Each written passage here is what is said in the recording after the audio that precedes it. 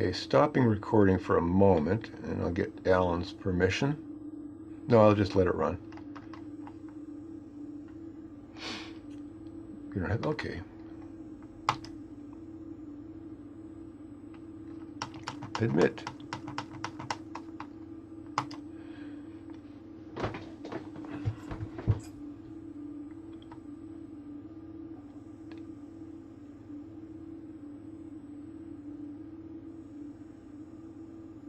Huh?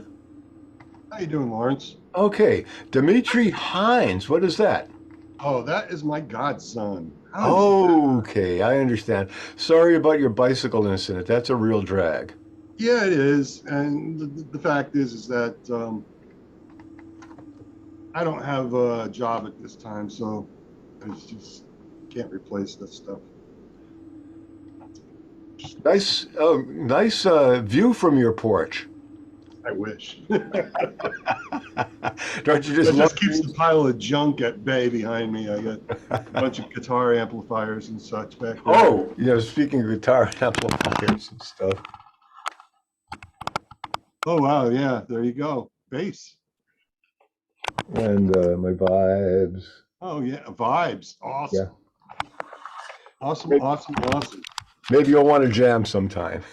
That may be, I got one of Rob's Rob from uh, Mr. Music. Oh, wow. I got one of his amps. He was my roommate back in Ah, Boston, back in God, Rob Lohr.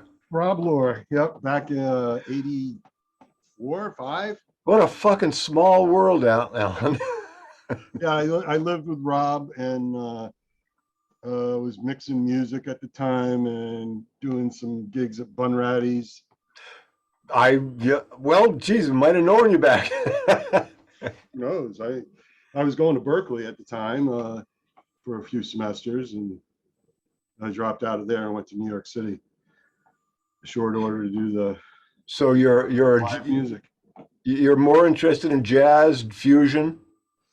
I like progressive stuff. Yeah, the combination, mix it all up. I like reggae, and then take world beat music and incorporate it into contemporary instrumentation stuff and I really have to pop get to. music and songs. Like song. I'm not a songwriter. I wish I was, but that's just an obsession, I guess.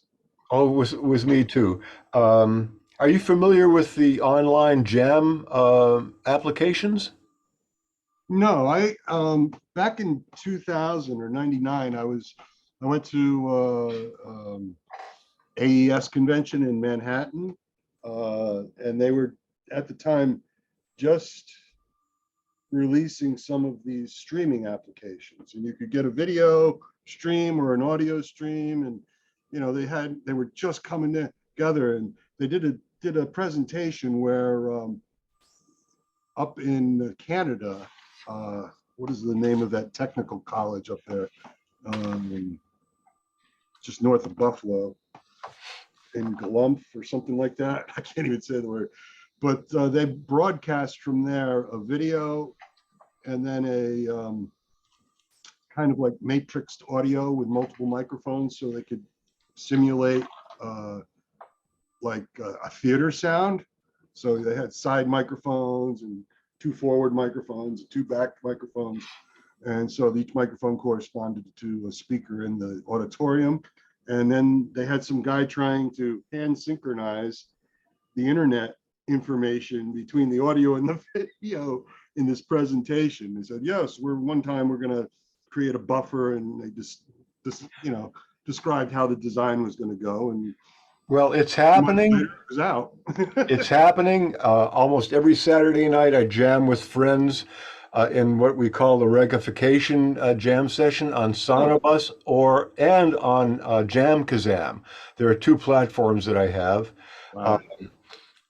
so, Send it in a message, a link or something, like to the I don't know, Facebook or whatever. You have my email address, right? right. Again, you can just Google both Jam Kazam and Sonobus. It would take you right there. Okay. I'd like to get more into that because um, like everything, I was on the bleeding edge and it got to be kind of annoying having to deal with all the little quirks when you're doing something that's really not been worked out completely and you come up with all your little workarounds. The problem at the time was latency and then Absolutely. and bottlenecks, and data through the networks, and you really couldn't get a real-time collaboration going. And as far as I knew, that hadn't really, I don't think it was only in the past 3 years they've been able to do that. That's correct. So I'm not With fiber optics, with the speed of the internet, the switching, the fiber Yep. optics, um, 50, I mean, I can play with people up to around 80 to 100 milliseconds latency because it's really almost undetectable, especially if you have a foundation, a rhythm and bass, or especially a drummer, which is why I love the regification session so much. They have a beat buddy that they form a foundation with.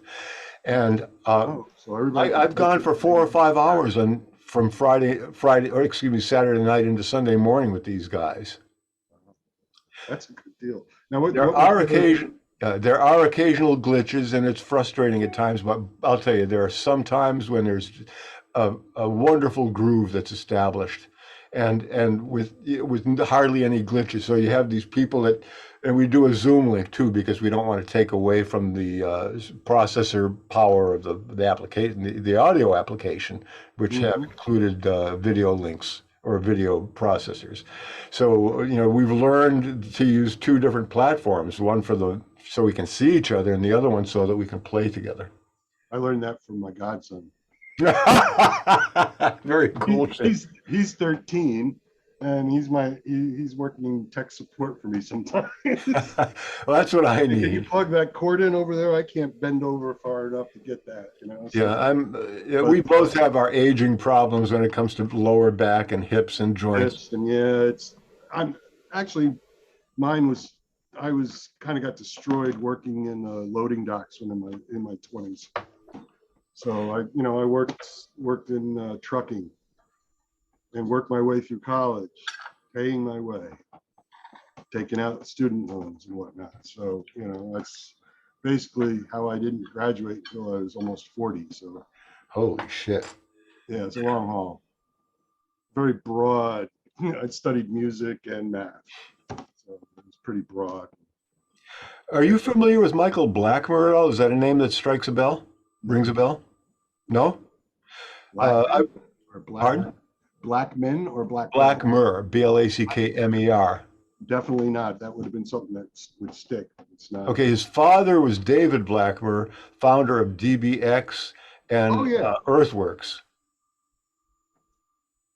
Right. Michael I designed. love those microphones. Oh yeah, the Yeah. best. That's great. Well, Michael and I worked together for years designing and producing recording studios in Oh, right. mostly in Massachusetts. We did go to one site. I did go to one studio with him in New York where we collaborated on some design features for the control room. But I've loved audio, sound, and vibration. And that's part of what brings me into 9/11 and the seismology, is just understanding sound and the way that material things interact. Mm-hmm. Well, everything is a vibration, in my opinion. Yeah. If you look at physics, I mean, even my body's a vibration. Oh yeah. As soon as you see it, I coalesce to a point. It's funny. I've been reading a lot about the physics now and observational physics, and they said, well, reality doesn't exist until you measure it. And I'm like, what are you talking about? Then I started thinking about it, and then they go further and it says, as soon as you measure it, though, it collapses into a point from a wave. Yeah. And I'm like, okay. Well, that's the thing about time, energy, frequency. When Michael would be measuring the performance of a room that we were working on, Right. There are three things that you have to essentially measure independently because they do not relate. Time and frequency are two different entities. Mm-hmm. you can see what happens in the time, and you can see what happens with the frequency, but being able to integrate these, so you can see a waveform of what's happening in time at this frequency, as you create as you do a pulse to see what your reverb and what your where your standing waves are, where Now I your would do pink noise stuff, yeah.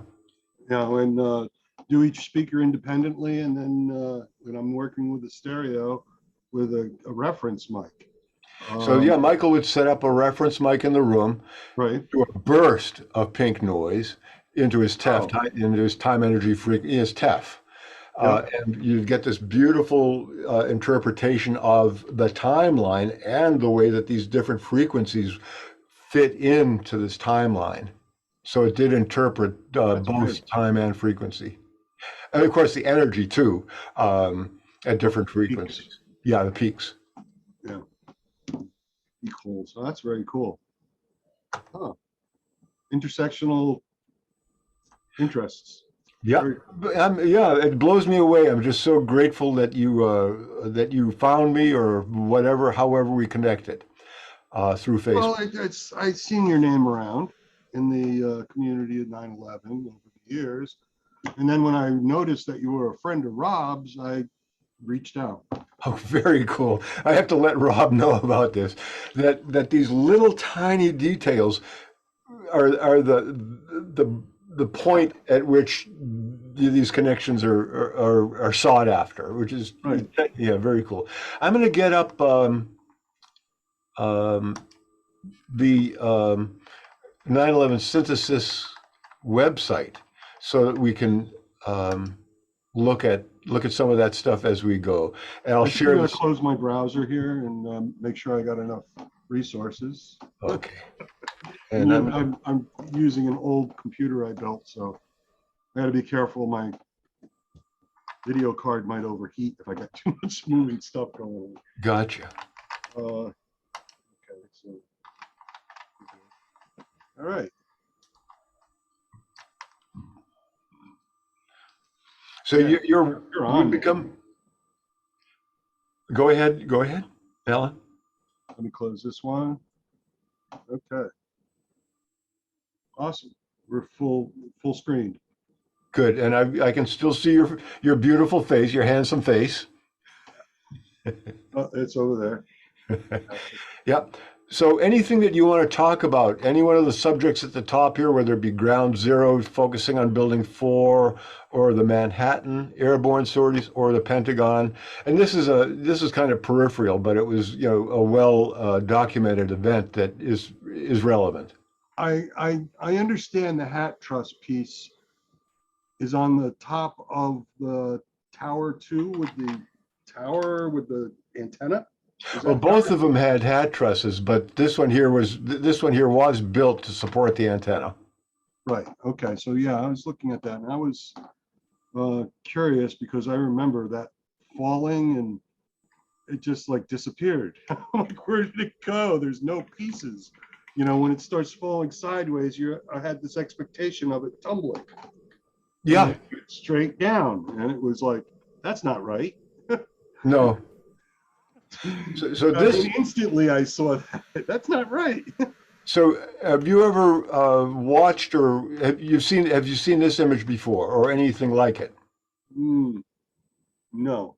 I Okay. see where you're pointing out the bursts here of some sort of smoke coming out of these points where the HatTrust would probably be tied into the framework. Right. This would be what they call Okay, the double truss is right in the middle here, all right. Yeah. Yeah. which is the connection point. This is from the Naudet brothers video, the only video that existed of the first strike. Okay, that was the fireman down on the Yeah, that was the documentary that was being done for the fire department. right. Okay. So again, it's just a clip showing the massive construction and the massive It's steel. massive. I mean, it's impossible for me to imagine a fire damaging that steel to what I've seen. I can't imagine. And the people that argue otherwise, I just makes my jaw hit my chest, and I'm like, I'm left speechless, quite honest. And this is what you were talking about the lean, that initial lean towards the Yeah. most likely towards the more damaged side. Uh, Okay, so that's the Hatteras. Okay, anything else that you're interested in looking at right now? Ground zero for yeah, let's go back to ground zero. We were looking at, my questions were around building 4. Now, okay, we'll start here. This is so interesting to me because the difference between this overlying concavity that I see here with the ladder going down Yeah, to the next level, and then the color of the rock and the texture. yeah, I see crushed, fractured rock above, yep, and I see smooth. I can only assume melted. At one point. yeah. And this, my question being is that somewhere in this mess, there's an orientation port as to where the floor of the construction site prior to 9/11 was. Right. And, we'll go down to the bigger picture maybe. And So this helps you with the orientation somewhat. yes, Although, okay, so we see this new Tower 7. yeah, within 2 years it was up. Before they even finished cleaning out this cavity, that building was up. Mm-hmm.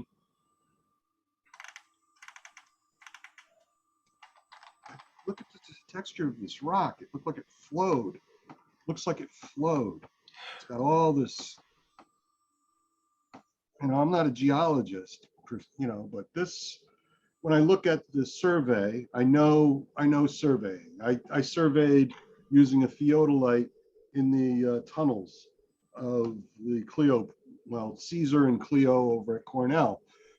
Caesar being the particle accelerator storage ring, and Clio being the actual experimental room. It's like a 3-story block of sensors that they collided the beams in. But in between 2002, right in 2002, when I was working there, I was there until just halfway, 3/4 of the way through 2004. And we were refurbishing the machine, and I was in there with a theodolite, surveying to reposition the beam tubes within I forgot how many microns. We were sliding in thin little tiny sheets of paper thin pieces of metal to prop up the beam pipes into the proper configuration because the tunnels were drifting under the ground. Wow. Yeah. Oh, over the years, the tunnels drift and cracks because it's in the earth, and the earth moves. Right. Thinking about how sensitive that must be. It is very Have things exactly within a tolerance for this thing to operate. Exactly. So we had to work within this tolerance and shoot it with a theodolite with, you had markers on the bottom of the tunnel, on the walls on the tunnel, and a spot marked where the theodolite would be over top of another marker. And you'd orient all that before you would shoot the markers that were permanently installed on the machine on each of the steering magnets. Well, actually, not the steering magnets, quadrupole magnets. Wow. Quadrupoles, yeah, they're the ones that would keep the positrons and electrons going through the beam tube and in the circle. So your history with this company, or Cornell. you were a physicist involved with this, or? No, I'm a technician. My title was computer comp control 1. So basically, when the machine was up and running, I was sitting in a room collaborating with a physicist at all times. So there would be a physicist on my right observing 3-dimensional plots of the quarks and other such subatomic particles flying around in these reactions, and they would take like still shots, and you'd get these beautiful flower-like patterns of all the different particles. So I was monitoring like 250,000 discrete analog to digital conversions in histographs in front of me. Okay, so I had 3 large computer screens with histographs all tied into the sensors. With the bars on the histograph, you'd have one histograph for each sensor group, and you'd have to stop the experiment when a certain number of the data wasn't being collected correctly. So I would have to monitor, basically like troubleshooting nonstop a device of sorts. So if the sensors quit, we'd get a troubleshooting tip off the software. We'd have to determine what quit, restart it, and then restart the experiment, which means they have to generate the positrons and electrons again, and then insert them into, accelerate them, and then insert them into the storage ring, and then they're peeled out of the storage ring into the reaction area. And we're behind 3 feet of concrete or more. Yeah. Well, that's another wall of concrete. Yeah. Well, concrete is a great barrier. Yeah, you got to be careful though. A lot of the there's a lot of X-rays going on in this area, and they would have a security system made in, I guess, I don't know, Cornell. Being that it was like a farm project. I can't imagine. The engineers. It's like it looked like such a hodgepodge of equipment from everything from the 40s straight on up to contemporary. And you'd have a brand new oscilloscope sitting right next to this big knobbed thing from the 40s. It looked like a mixing console out of Memphis from Elvis days or something. It's just crazy. Big Bakelite knobs. Oh yeah. A brand new piece of equipment. And we would have the real high-tech stuff, and with the stainless steel, was manufactured in Germany and shipped over, because we do need vacuum chambers. And so, for example, they used surplus Navy radar for the carrier waves to push the electrons around the circle. I mean, it operates like with these big waves, and they ride on those. The electrons kind of like ride in packets, they call them, on these waves, and are pushed around by pulses in the AC pulses through these quadrupole magnets, where when they shift one way, they're pushing electrons one way, and then it flips back and pushes the positrons the other way. And they're in the same beam pipe, and they're doing this pretzeling thing.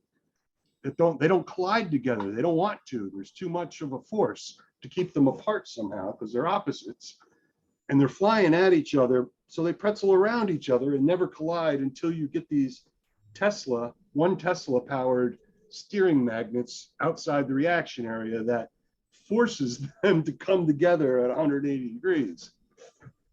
So, you've got a 1 Tesla magnet, super cooled with liquid nitrogen.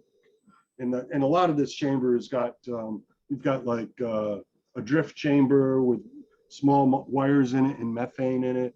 Like, think of cloud chambers. I was going to get to that, because I worked at the Museum of Science for a number of years. And I remember when, I forget what Mr. Gray's first name was, but we had what was called Gray's diffusion cloud chamber, which was a methane-filled chamber. We had a methane evaporator. We had a super refrigeration unit that chilled a plate at the bottom of the chamber. So we're essentially pumping vaporized methane into this chamber that had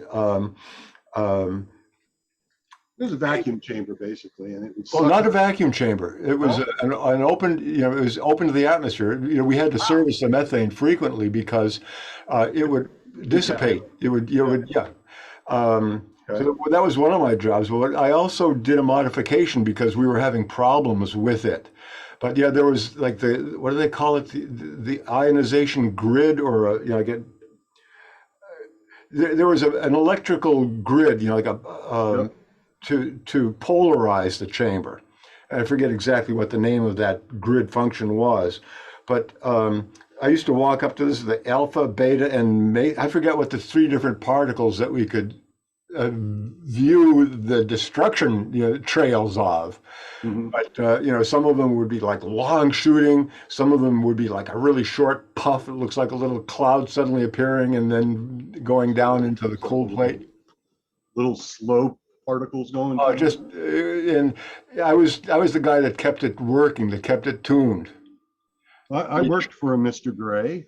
He was the head of the lab. Holy fuck! You're I thinking don't about know this. if it was the same guy because Gray is kind of a common. It's like the name Rice. Yeah, You go into academics and there's rice everywhere. There's all sorts of rice. it would be amazing if family if our names. connections go back this far and that we have this much in common. Well, Mr. Gray, Steve Gray was his name, was the head of this project, the Clio project, and he was training me in some safety stuff. Basically, when the machine wasn't running, we had projects to keep us busy and keep the machine up, and everything from little drain pans from the condensation of all the refrigeration. This has got to be the same guy. It's got to be. It might be. He's like this little guy. Yeah, I don't know. I mean, there's a few grays out there. But not into diffusion cloud chambers. Yeah, well, this is true. I'll have to look it up. Uh, you got me thinking now. Oh, now we're in trouble. Yeah, cloud diffusion. And the funny thing was, yeah, they had a cloud diffusion chamber there that they would do demonstrations for, non-physics students. So I had to walk up to like, all the people and say, "What are we looking at here?" So we have to, come down a little bit so you can sort of look across it, at a little bit of an angle, look down into the chamber to see what's going on. And then, it was just fascinating being yeah, involved with the museum for that. I was there for 7 years. And when I left, the chamber failed for the last time and they threw it away. I think you can make something like that out of the old TV sets. You can get the electron gun out of the back of the old tube TVs and use that to shoot electrons into a cloud chamber to demonstrate electrons going through a cloud chamber. Well, in this case here, it was just the normal, background radiation in Oh, the, wow. yeah. That's cool because we get a cosmic ray going through the detector every once in a while. And it was Oh, yeah. That's pretty much, everything. yeah, It was essentially, more powerful than anything. yeah. I mean, to demonstrate this to people that there's that there's evidence that this stuff is happening, stuff that you will never see otherwise. Otherwise, yep, that's true.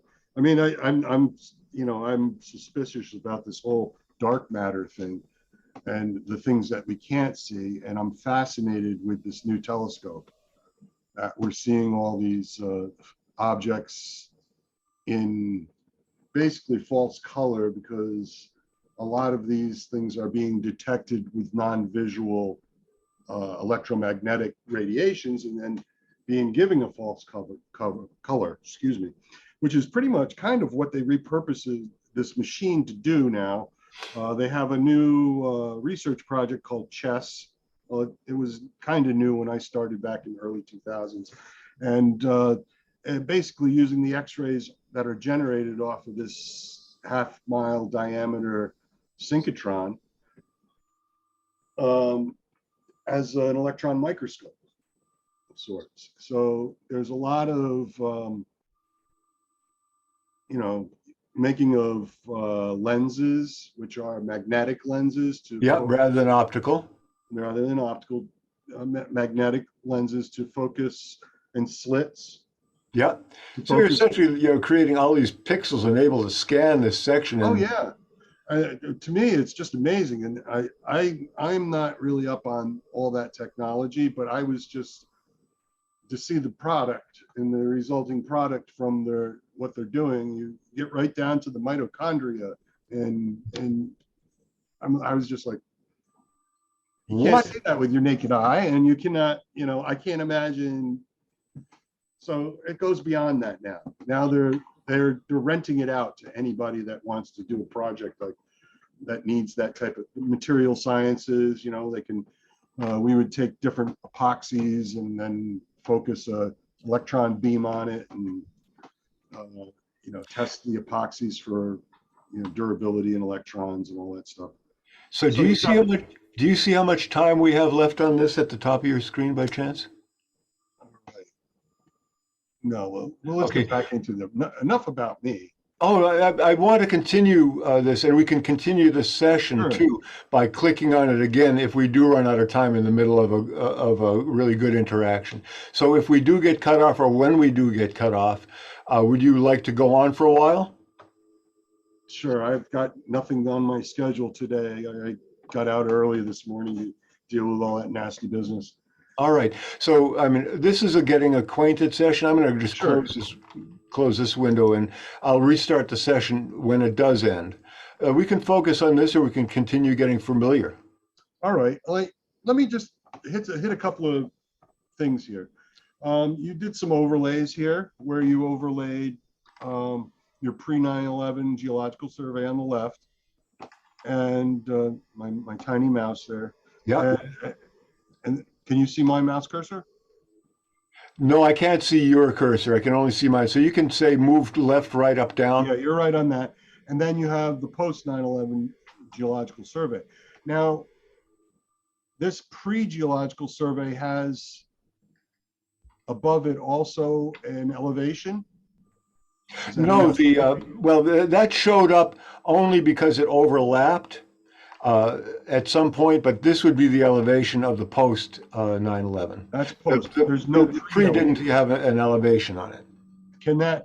Is there a possibility to get that overlay off of that and separate it so maybe it can be interpolated to an elevation like the right? Well, there's no cross section available that I know of, and so Well, you could do it by folds. right. I could create an elevation if I wanted to. Yes, you could, because your data is all there, Right. and you can extrapolate from that data. Well, at this point here, I'm going to just say that this is a high point here, Yes. Okay. and So that that's this is high. and this little area here with these hatch lines coming into it is Yeah. essentially they're measuring down to the bottom of a till-filled valley. So the stuff that is in this area here would be rock, wood, anything that was left when the glacier passed over it, that All filled the right. valley. So they had to take all that junk out of the loose material. No, they probably shaved this, they flattened it, and they probably filled this area to a certain extent, so that they would have a bottom level, like a fairly flat bottom level, bedrock and a concrete, which would have possibly filled this and made a flat, like a flat floor underneath the building.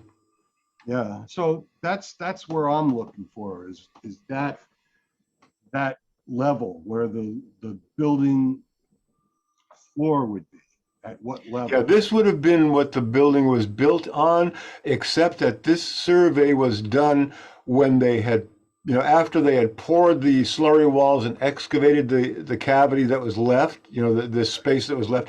This point here, this is what they excavated down to. So this was the original survey after they cleaned the site out and did a survey to see what they had to work with. Okay. Now I see Liberty Street here, Yep. and your Cortland is going to go right. It would have, across yeah, it would have been, floor. yeah, it would have been right through here. Yeah, right through here. I see Cortland on the right. Yep. So this now these two surveys, and I'll show you you see these little points right here? Yes. These are the locus marks. There's one there, there, and there. So what I did was I aligned these two surveys with each other, using a Mac, a Keynote. Oh, So I was able to, make them the same size. yes. Uh, and Scale 'em. one of them, the one that had the most street details included in it, I used to locate it on the site. All right, that makes sense. So you can see that there are these extra lines down here from the different uh, mappings, both the survey mapping and the street mapping. So you can see that there are these Yeah, corners that are, correspond to some degree. correspondent, right? Point Similarly, this one here was aligned with the all of the locus and sized so that Mhm. flip between them, make sure that they were, in the right position. One of them was actually rotated a little tiny bit because in this area here, you notice that the locus marks are a little bit off, but this was just again, a generalization for location. Yeah, just to get an idea of what was there before, and then there's after, and it's just so different. When you get down here to this, there's Cortlandt Street, yeah. And that's the separation between the bathtub, I think. Right, the bathtub actually ran down here. This black line here is the extension of this plane, this Yes, I understand. cross section, so that you get a really good detail. You're able to really see the cross section. Top, I see now the floor level on this elevation would have been, I see a -60, -80, -100, 120. Now that's going to correspond to the depth below the Sea level. sea level. Okay.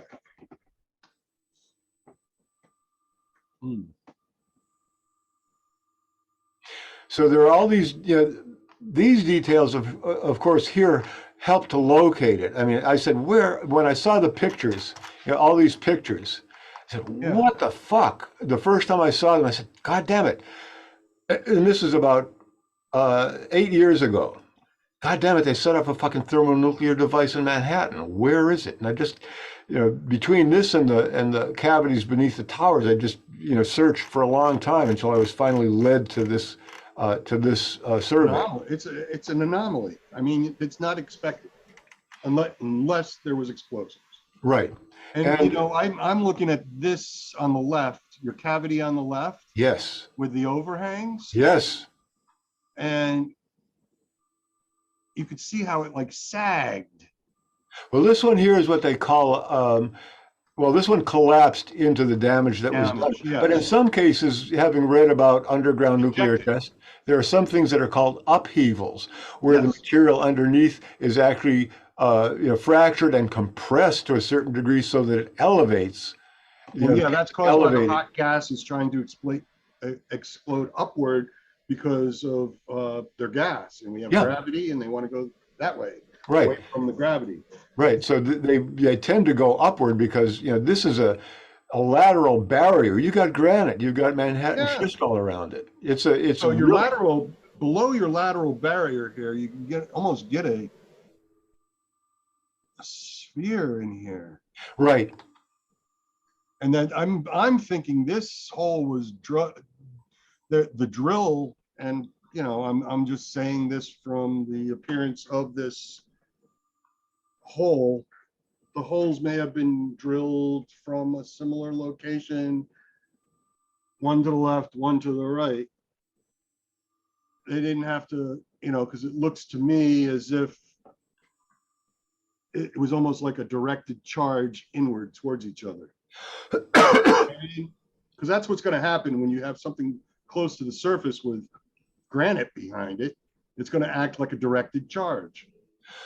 Well, it's going to definitely act, there will be a massive release of thermal energy, which at a point, which I believe would have been around 80 feet below sea level, because this is this is the place where things would have, you've got your source in the middle, all this energy just pent up, and then you have this immediate release of energy that creates a temperature hot enough to vaporize near the center, melt, and then towards the boundary, this is where you have your spalling, where you have that texture that's left. Texture right on the, and it's all got to be smooth. That spalling. Yeah, it's beautiful. Now, is it one of the things that said what I gleaned from the the research document that I was diving through there was that any kind of glass that was Yeah. created is ejected. Well, no, the glass actually goes to the bottom. Does it? Yeah, they talk about pools of glass